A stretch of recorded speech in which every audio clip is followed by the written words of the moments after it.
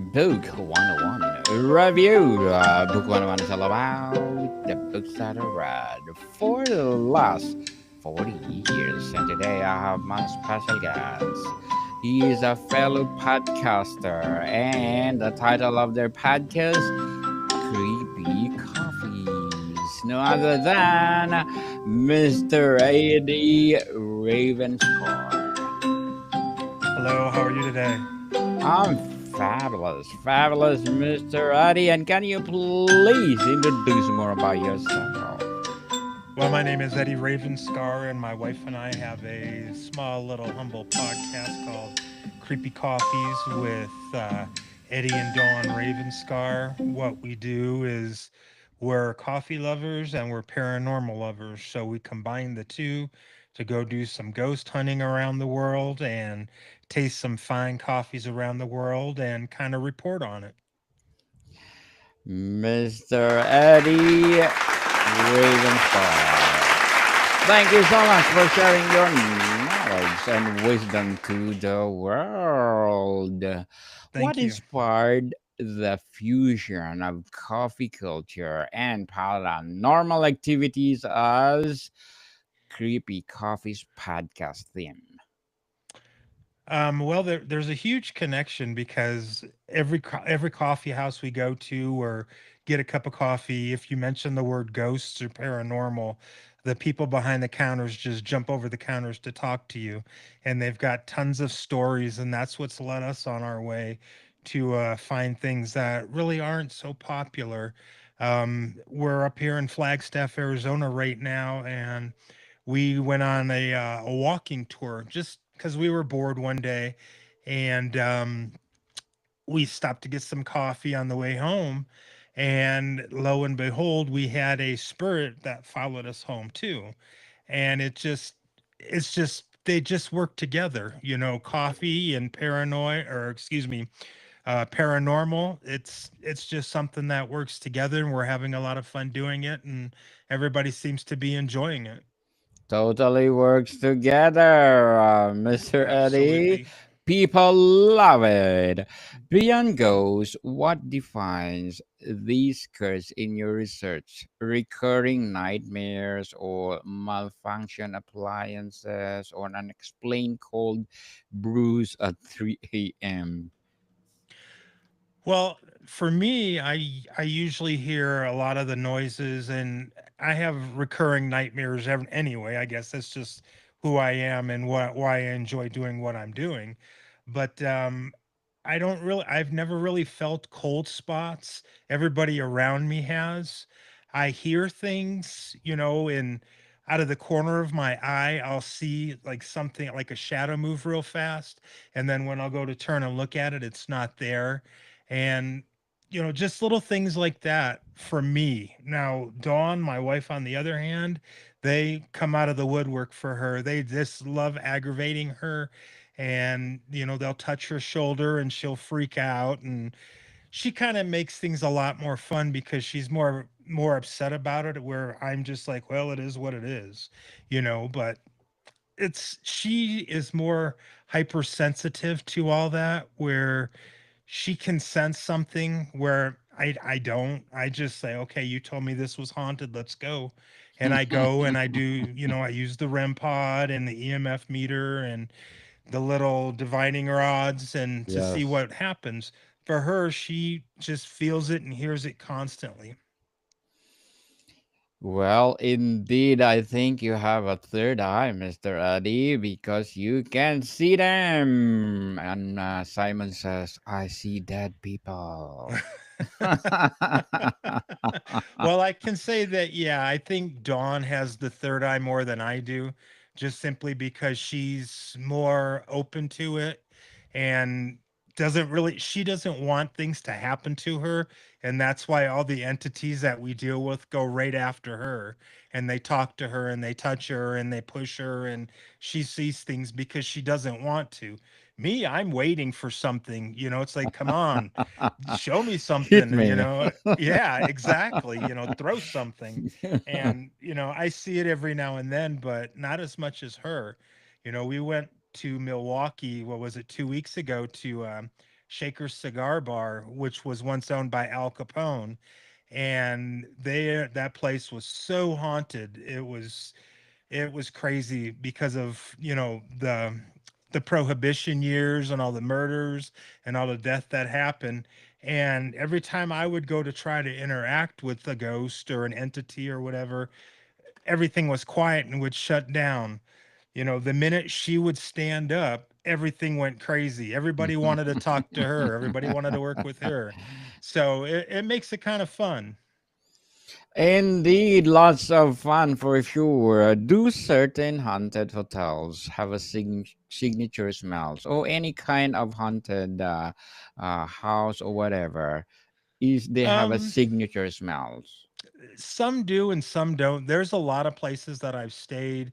There's one in Chicago that let me see what it's called. I got it written down right here because I was going to tell you about it. It's called the Hawthorne Arms in Chicago, and the folklore is it was once an upscale hotel with traveling businessmen and room service. They would deliver, coffee to you, and there would be a letter addressed to somebody that was passed away. Wow. Well, if the person drank the espresso or the coffee, they would cause them to have vivid flashbacks of death. That's not their death.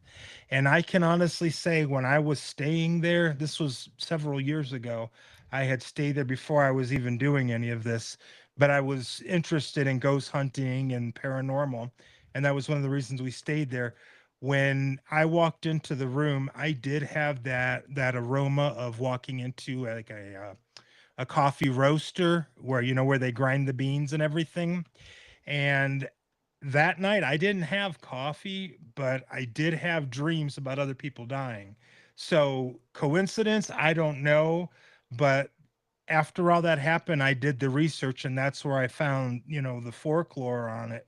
And so things kind of happen. It depends on what they're saying. Like they'll be saying like some miners, like in Jerome, you'll smell the coal or Yeah. cigarette smoke, and I've smelt that. I've smelt lilac perfume.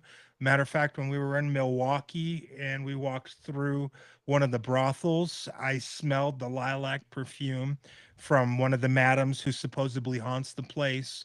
And it's kind of cool. And you just have to keep an open mind about it. And like I said, I keep my mouth shut and my ears and eyes open. And I open up to it, and there's a lot of things I'm sure I'm seeing, smelling, and hearing that I don't even realize I'm doing it, but it's interesting. Interesting for sure. Which is ghost story left the strongest impression on you, and how was a coffee intertwined with the phenomenon? Well, this happened many, many, many years ago when I would probably say a teenager, and that kind of got me involved looking into the paranormal before it was cool to be in the paranormal. I was staying at a friend of mine's house, and it was a huge house, and they had like three or four floors. And in the very top floor, when it was built at the turn of the century, like the 1900s or something like that. They had quarters for the staff that lived up there. Well, supposedly, the rumor is there were three brothers that lived in this house, and they were all three having an affair with the same maid.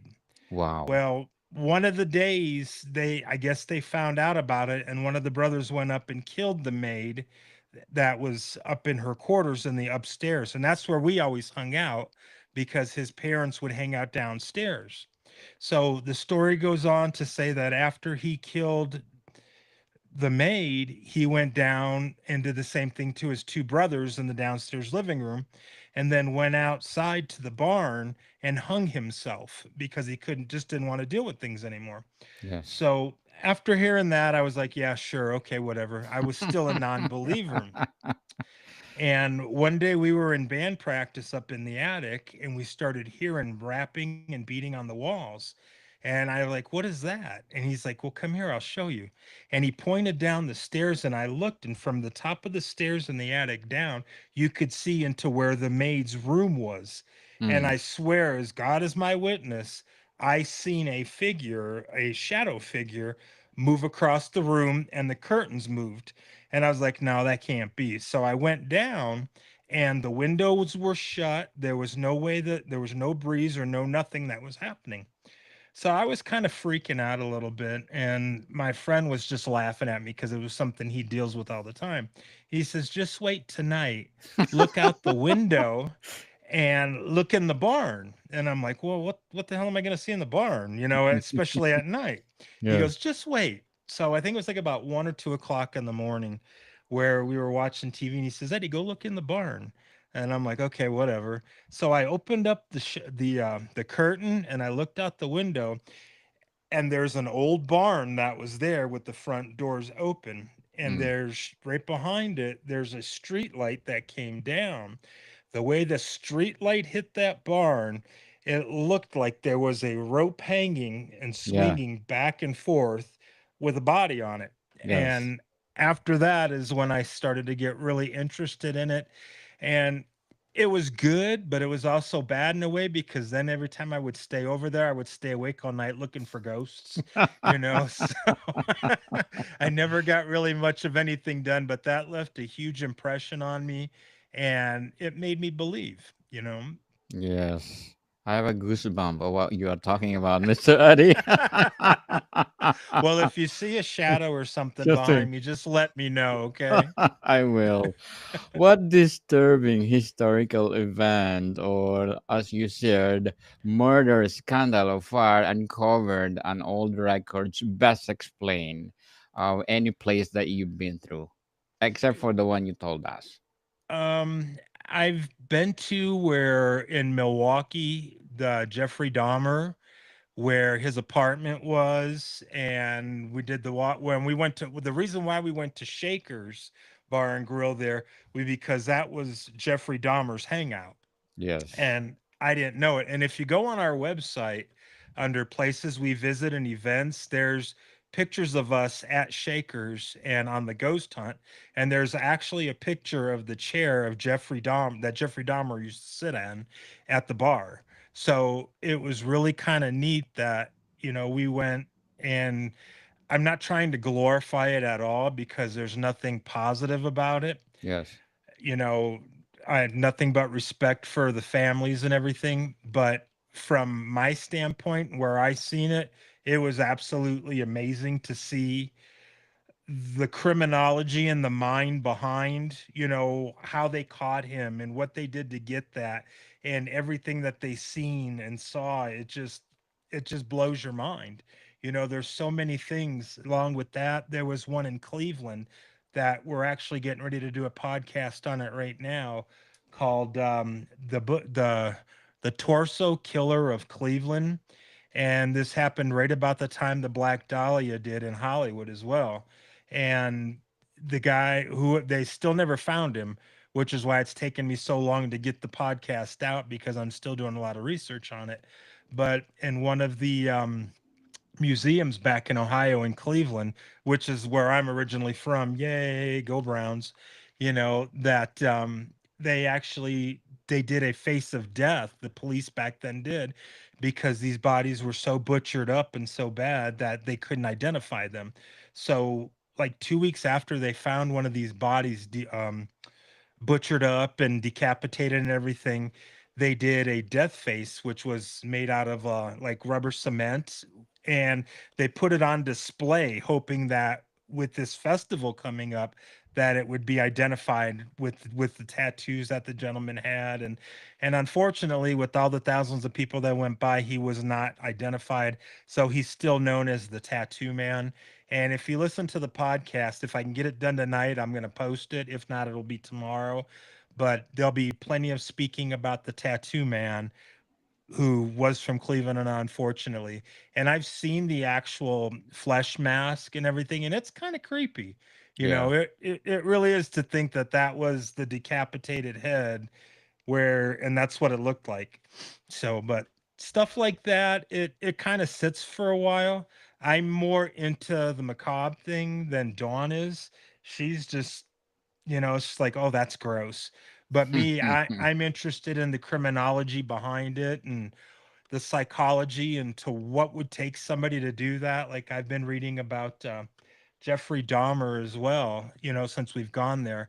And it's the psyche, it's just amazing. Yeah, it's, what would drive a person to do this and how could somebody do this? And it's getting into this, I've realized one thing, that there are so many stories out there and that we don't even know of, because they never make the news, or it it's just it's crazy. And that's kind of what we're doing. And drinking our coffee helps us, it keeps us awake and keeps us going. So gotta have the coffee.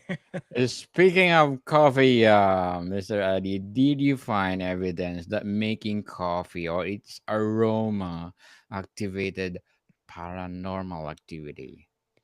I'm gonna say yes on that, Yes, because there's a coffee house here in Flagstaff that we've gone to, yes. and we're really good friends with the owners. And back in the day, the coffee house used to be part of the city hall and the justice, so there were a lot of hangings there. Mm, And there's times when you can smell coffee and there's nothing cooking, or you'll go and you'll make a pot of coffee, or they'll get, the big presses, and they'll make them, and the lights will flicker, or the power will shift. And so I definitely think there is, especially in the coffee houses. That, and from what I've read in the research, coffee was huge, back then. That dates back to what, the 1700s. yes. So we're all coffee junkies in one time or another. Indeed, Mr. Adi, I totally agree with you. Because every ghost story deserves a good cup of coffee. What are your short-term and long-term goals? Short term is to get through this interview and make you happy. um, Totally. okay, we've got several things coming up in the next 6 months. Where the end of this month, we're supposed to go to Portland and go to the Shanghai tunnels underneath the city, Wow. where which is really interesting. Check out on the website; it's all on there. And then next month, we're going to Seattle to the Moore Theater to do a ghost hunt there, as well as underneath the city of Seattle. In October, we're doing the Alcatraz ghost hunt, which coincides with Halloween. In September, we're going to Ireland, and we're going there for personal reasons, but we're going there. Obviously, I'm going to go do some ghost hunting there because that's crazy, active.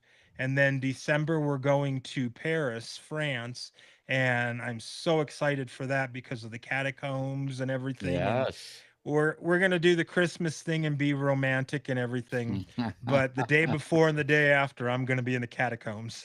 Well, good luck for your goals, Mr. Adi, and looking forward for more and more and more ghost hunting to come. Thank And you. what will be your piece of advice for those people out there who want to be like you, a ghost hunter? For people that want to be a ghost hunter, just do it. Listen to people, talk to people, look at every place has got ghosts in them. I don't care what anybody says. Go to your local cemetery and just walk around, or just sit there and listen. You'll be surprised at what you hear. Don't let anybody tell you that you're making a mistake, you're wasting your time. It's because it's not true. There's so many untold stories out there, and unfortunately a lot of the stories that are untold are from the deceased, and that a lot of them just want to be heard. A lot of them have a lot of complaints, a lot of them are not resting easy. And do it. You can pick up an EMF meter on eBay for $4, which will show you the fluctuation of and if something's there. And just go out and do it. My only advice, and I say this from the heart, stay away from the Ouija board. Don't do it. It's Yes. bad news. It's a gateway. Don't do it. I've had a bad experience. Don't do it. And always be respectful and polite, and drink coffee. For that, Mr. Eddie, very well said. Very well said. Thank And you. thank you for your advice. And can you recommend a book that influenced your journey as a ghost hunter?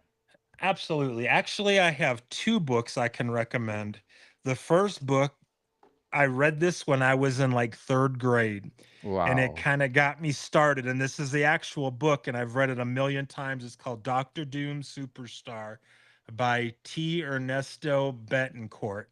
And if you like music and mystery, and this is it, this was great. This kind of, like I said, it got me started in the music industry as well as mysteries and always asking questions.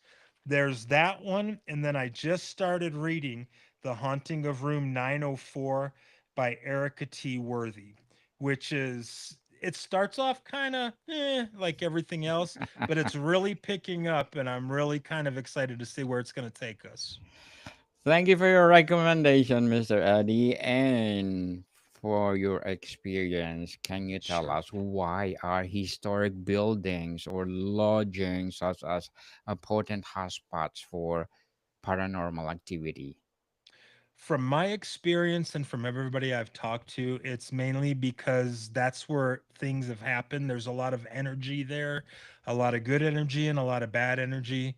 You know, there's some people from the turn of the century that still haunt buildings that they worked at because they loved their job. You know, they loved Yes. what they did. So they passed away and they haunt a certain thing that they just love. That and there's when you have the bad energy, unfortunately, like during murders and, you know, horrendous things like that, that spirit a lot of time is uneasy and that negative energy stays there, and they're trying to get out but they don't know how to get out, and there's a lot of times they don't even realize they've passed away. So a lot of it attaches to its surrounding area, and that's really about all I can say. That, you know, it all depends on the place. And I, you know, you see the lot on the TV that, well, this was a, you know, a divining rod, or this was a lightning rod and all that. And I don't personally believe in that, but I'm not saying it's not true, but I've never seen it. I just think that people that do haunt certain buildings or certain places, they have some sort of connection with it. And whether it be good or bad, they just don't want to leave it. And maybe it's because of the coffee.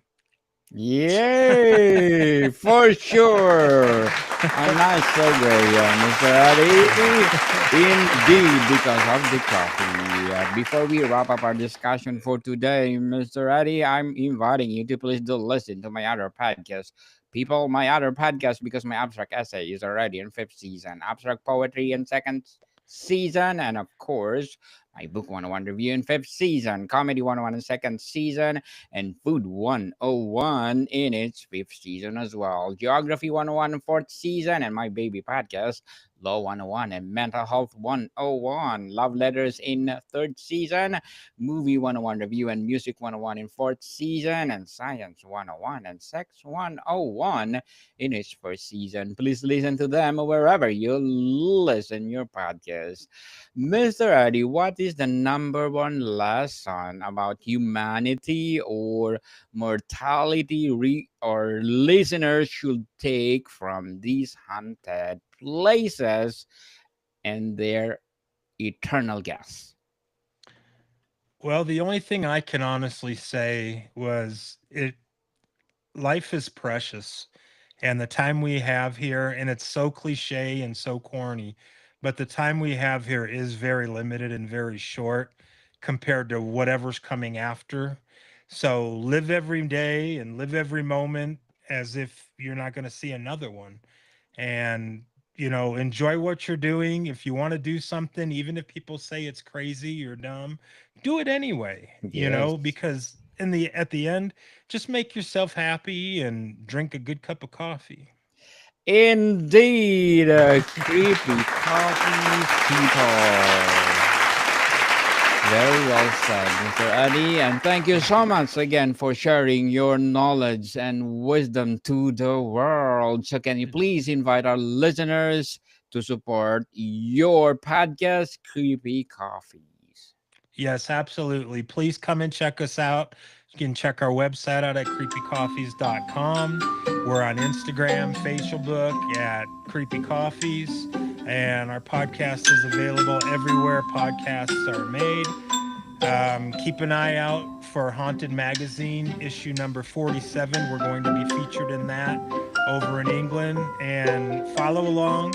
If you want to be a guest on my show, feel free to reach out. If you have a story you want to share it. Let's do it. Thanks for your Let- time. Yes, let's do it, people. Let's support Mr. Eddie RavenScar, because if you support him, more and more and more creepy episodes of the Creepy Coffees to come. So, Mr. Eddie, thank you so much for your time. Thank you. It's been a pleasure, and it's very nice to meet you. Modicon people, see you soon. Stay creepy.